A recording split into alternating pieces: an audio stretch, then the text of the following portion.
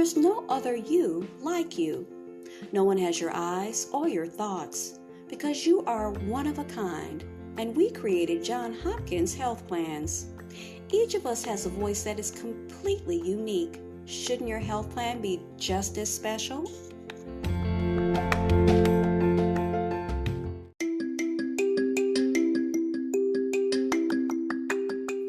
This is Teachable Moments with April podcast. I am your host, April. If you're a returning listener, I appreciate you and welcome back. If you're a new listener, welcome and thank you. To everyone listening, remember, teachable moments are all around us. Enjoy.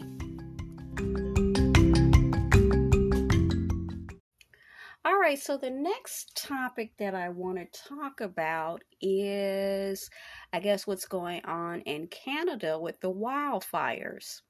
So, two things came to mind. Okay, so anyway, the wildfires. Okay, before I get into that, the wildfires. Okay, so again, and I don't know if this is normal for Canada. I've never heard of it before, any type of wildfires. When I think of wildfires, I think of California, and that seemed to go on for a very long time. It even seemed like it went on for a year, 2 years, even when it never really actually went out. From what people were trying to explain to me, they were saying that it just would be smoldering when it wasn't they weren't active fires. It was just smoldering. It never actually went out. And it is a byproduct of, or a cause of, climate change. Okay, so to that extent, okay, message received, that's what that is. So I'm speculating that the same is holding true for Canada. But the thing, and before I get into my two queries or my two questions about that, or my points, is the fact that with Canada, I don't remember, I'm going to get into the first thing. I don't remember experiencing anything with California. What I mean by that is that with the Canada thing, I smelled the burning. It smelled so close that it was as if it was like right in my house. That's how close the thing with the Canada's, with its wildfires, that I don't remember smelling. And I don't live in Canada, nor do I live in California. But with the Canada one, the one that's happening now, it was as if something was burning in my home. Actually, in my home. And I was making comments about it, and Miss Mary said, "Oh," she told me what she saw on the news, and it was about Canada. So you know how silly I am. I started to laugh. I said, "Did you say Canada?" And she said, "Yeah." And I said, "Wow. Well, how is that possible? If it's in Canada, how are we smelling it as if our own house, like we left something on a stove and walked outside and then it started to burn? Like it's so close. It's, am I making sense?" Okay. So that happened the first time, and it happened the second time, this particular time. But it happened at night, and I was watching TV, and it smelled as if something nearby, if not in my own home, was burning.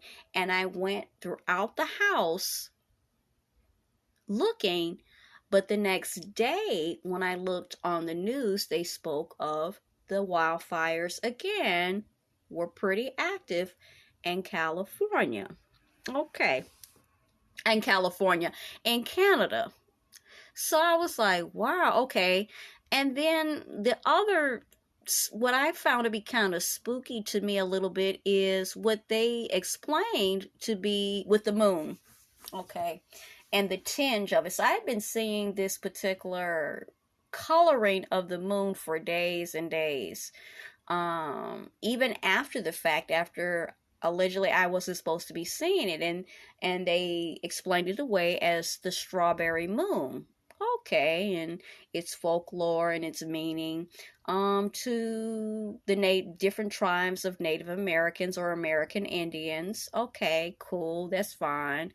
But the thing about this is the fact that when I looked at the moon, it wasn't just the color of the moon. Like, let me see, can I articulate it?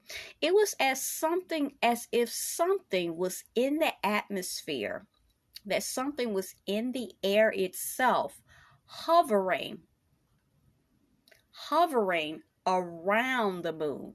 And that was what was discoloring it.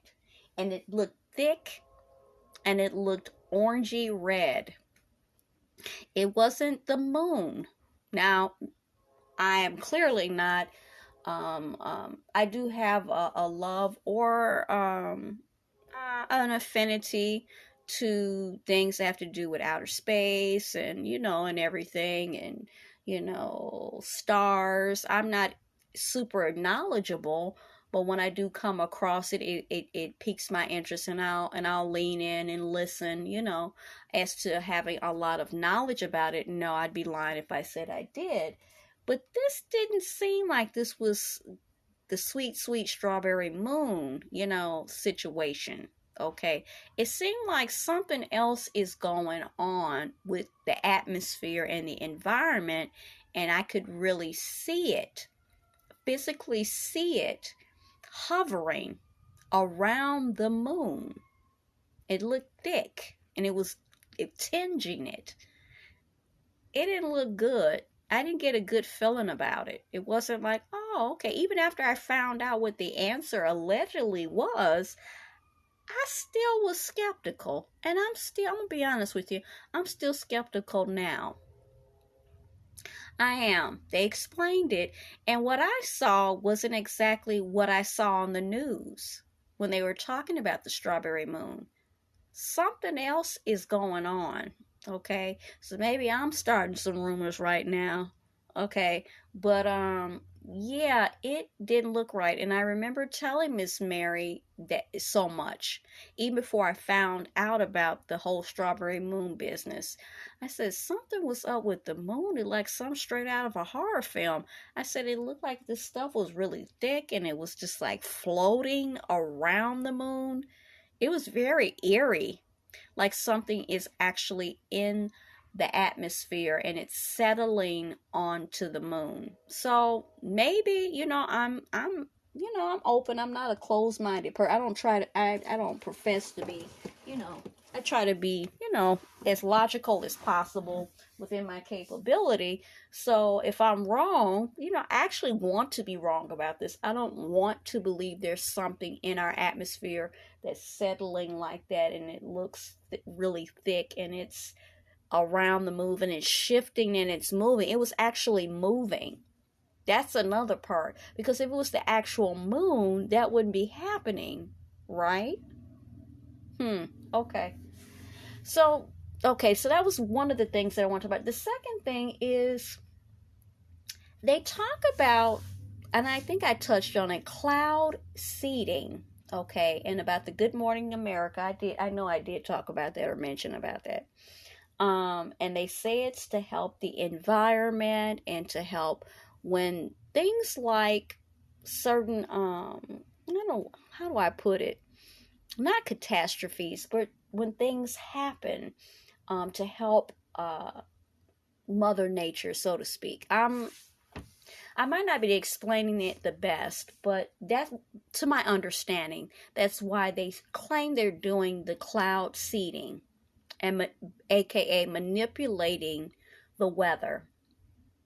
Okay, so I'm trying to figure out, if there are wildfires in Canada, then why aren't you going to the seeding, the cloud seeding? If cloud seeding, the three different techniques are to help the environment. Okay, let's say, I think one of the examples that they gave that I heard was that, like, let's say you have bodies of water that are depleted and they're drying up and they're shrinking. Okay, I believe that's one of the main examples that stayed out in my mind, that stuck out in my mind. And you are helping Mother Earth, and you're seeding, cloud seeding, so that it will rain and therefore replenish those lakes and bodies of water that are drying up. Okay, even though they said that's what it was, why couldn't you actually do it? Because you're saying you're trying to help the environment and climate change for to help put out the wildfires. Am I being a moron by thinking that or suggesting that? Why are the wildfires still raging? Why aren't you using all this good old technology that you say you're trying to help the environment with, so that you put water on the fire to put it out so that Canada is not burning? And Canada's on fire. It's not funny, but it kind of is on fire. And then you have all of the backlash of all of this air pollution that is like there's an orange, weird orangey haze, like they are living on planet Mars or something. And then the wind and different storm systems, you say, is carrying all of this debris and smoke to New York and basically here, because where I live, because I told you I could smell fire and like something was burning, like it was actually in my home. That's okay. So why aren't you using all this technology, allegedly, or science, to help put out the wildfires using the water? Make it rain. That's one of the things that you say that you can do based on the science that is in place now, the technology science that you've put in place to help the environment. Was it not to put it into play like now when we're having issues like that where things are burning and without ceasing? Did I miss something? I'm not a genius, so maybe I missed something. I've missed a lot. Won't be the first time, nor will it be the last. So why is stuff still burning then? What are you actually using it for then? And if that's the case, why didn't you do it in California? Hey, wait a minute. Why didn't you do it in California? Why did California seem like it was burning for 2 years? Or smoldering, however you want to put it. If the technology and the science was in place, why didn't that occur or happen? There's a lot of brilliant minds out there, so I'm trying to figure that out. Why did that never occur to me until Canada was on fire? I'm going to be honest with you, I never really thought about California. I was worried about California. I'm like, man, that place is like burning. I mean, how could something burn like that? I mean, like burning, it's like it never ended. And then people, by me bugging them and bringing it up, they kept saying, well, it was just smoldering. It's climate change. It's this, it's that. They were explaining to me, and I appreciate them doing that. But then I'm thinking, man, there's nothing they can do. They did all that they could. They did certain things. They sprayed certain, compounds and stuff like that because it had spread. But now that the whole thing with Canada's happening, I started to think to myself, I said, self, if they got all this cloud seeding and they've harnessed the power of nature to do this, that, and the third, then why is stuff still burning? You know? Isn't that why you did it? You said that's why you did it.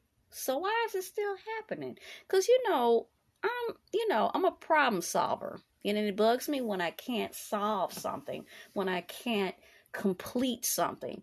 So if that is what you say you did it for, among many other things, that's not the only application, I'm sure, of cloud seeding.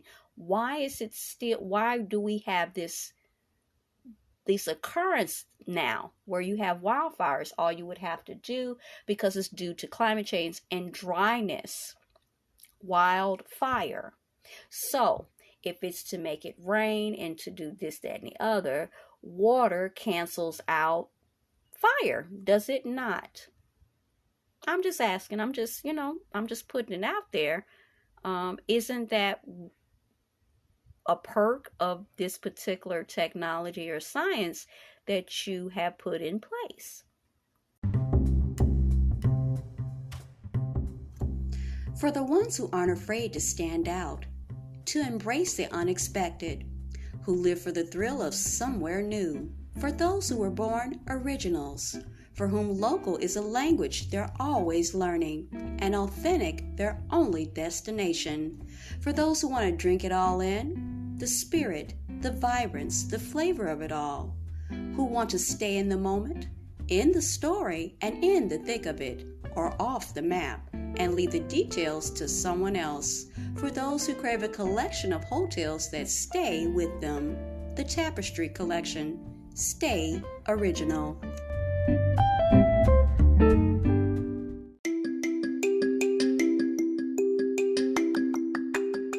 You were just listening to Teachable Moments with April podcast. I hope you enjoyed today's episode. I invite you to connect with us on our social media platforms, TikTok, Instagram, YouTube, and Pinterest. I also encourage you to become a paid subscriber in order to gain access to subscriber-only exclusive episodes and content. As always, be well and stay blessed. Until next time.